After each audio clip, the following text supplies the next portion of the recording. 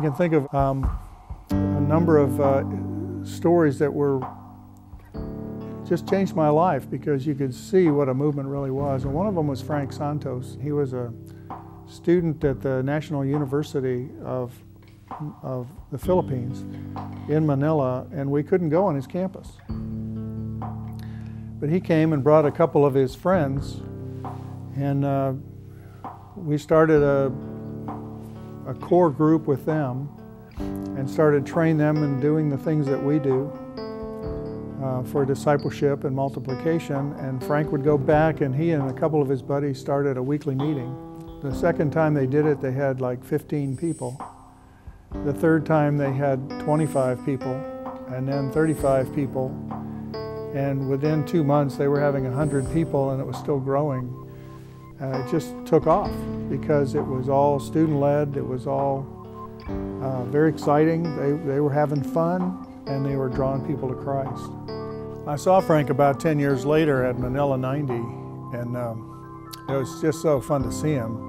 One of the things he said is, I want you to know we've recruited about 45 graduates from that school who've come into my denomination as pastors from that ministry.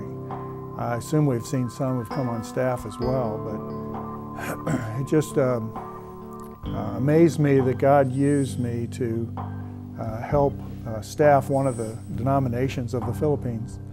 We saw things like that in the Philippines all the time. Another guy was Arthur. Arthur brought one or two of his buddies and came over to our student center and said, I hear what you're doing with Campus Crusade, and we want to be a part of it. What do we do? We taught him how to lead small groups and how to have a personal ministry and how to share Christ and how to basically do our training. And he went back to his school and set up a group just like Frank had done, where he started training people to do stuff. But we could not go 10 yards behind them inside the walls of the school at all. But as I walked out of campus with Arthur, I lost all motivation to try to get the staff to visit there because I counted 13 people that Arthur had trained in that school who were sharing the 4 laws with other students as I walked to the gate to leave the campus. And I thought, man, this guy is going to town and he doesn't have any staff presence at all, and I guess you don't need it. So he was a student campus director for a campus of 45,000 students. He amazes me even to this day.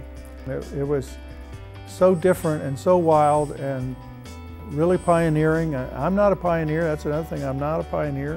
I'm just an average guy, but we saw what God does to open doors and see people come to Christ.